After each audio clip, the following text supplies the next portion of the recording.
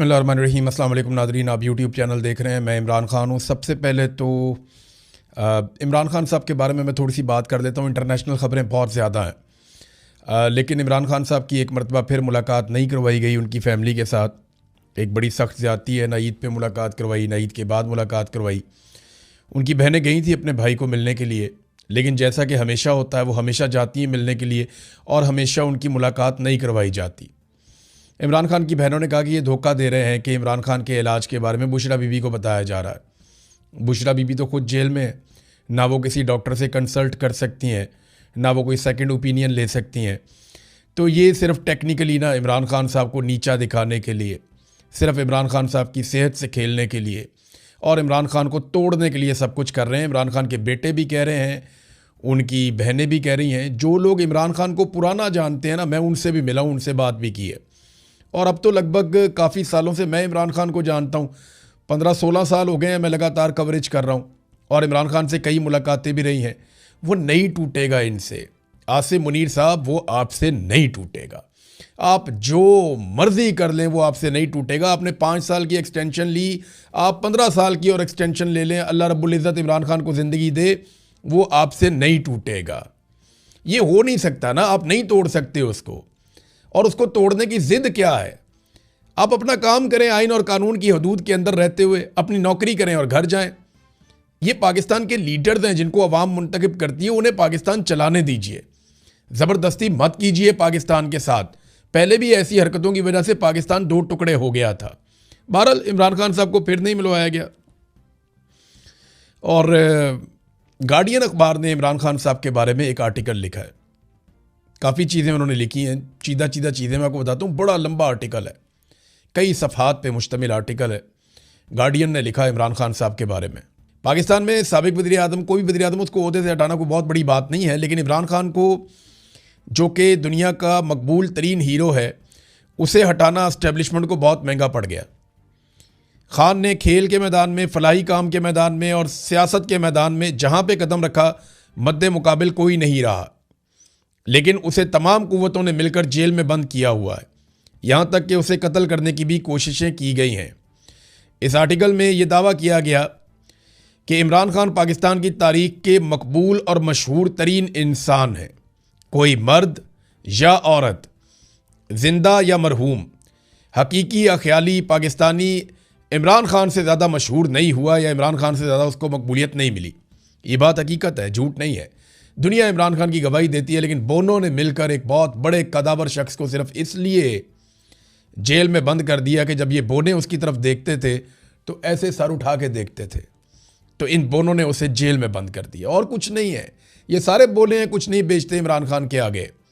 पाकिस्तानी अवाम क्योंकि इमरान खान के साथ खड़ी है और अल्लाह रब्बुल इज़्ज़त ने उसको ये इज़्ज़त दी है, ये उसके हिस्से में आई है। अब आप जो मर्ज़ी करें, उल्टे लटक जाएँ, ये तो अल्लाह ने उसको दी है।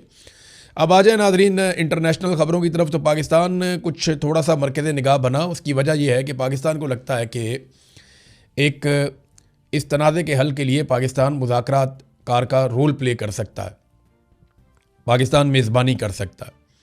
यानी शहबाज शरीफ ने इसके ऊपर एक ट्वीट भी किया और कहा कि मशरिक़ वस्ता में जंगबंदी और मुज़ाकरात की कोशिशों की पाकिस्तान हमायत करता है। ईरान, अमरीका जंगबंदी और अमन और इस्तेहकाम की हमायत करते हैं।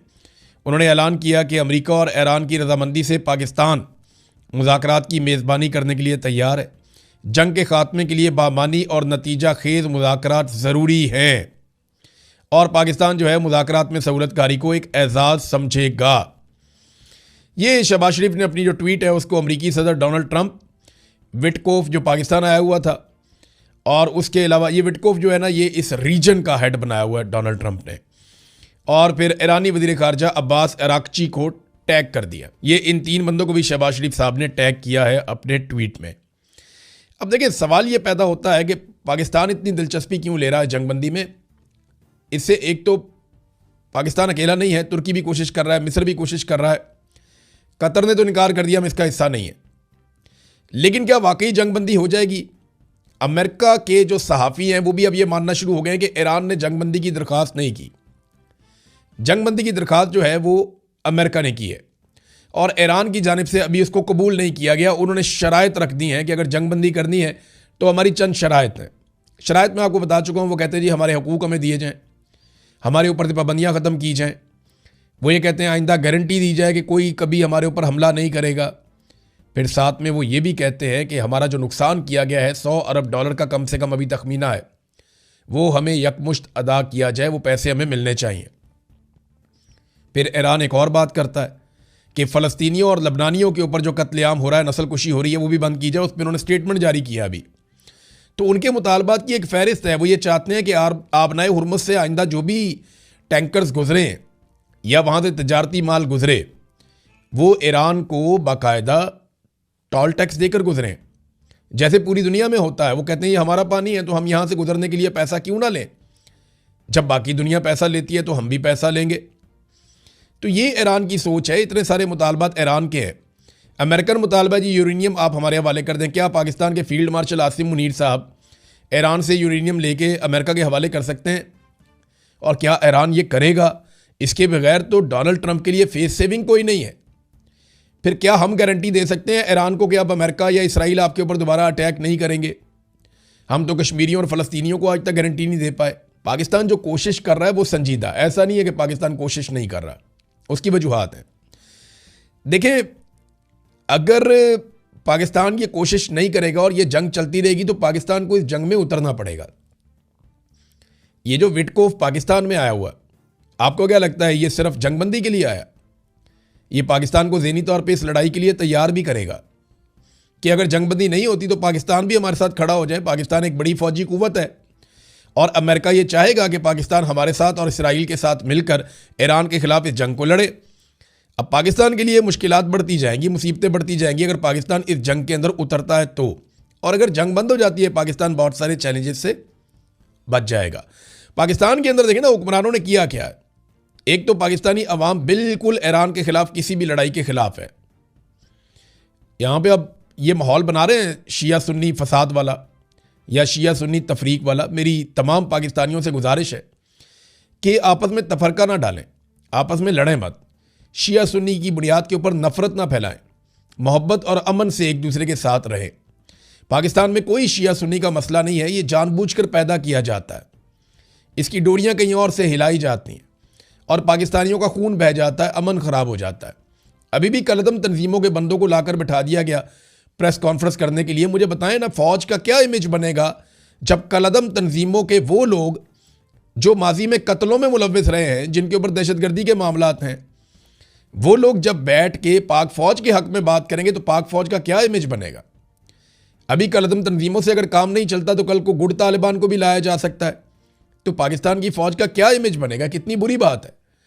तो तफरका डालने की कोशिश की जा रही है। आपने हर हाल में इस तफरके से बचना है। मुझे बड़ी प्यारी एक बंदे की बात लगी।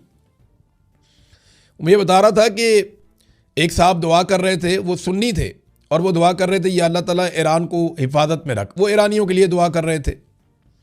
तो दूसरे साहब ने उन्हें कहा कि आप ईरान के लिए क्यों दुआ कर रहे हैं, वो तो शिया है। तो उन्होंने कहा जी फिर आप इसराइल के लिए दुआ कर लें, वो तो सुन्नी है ना।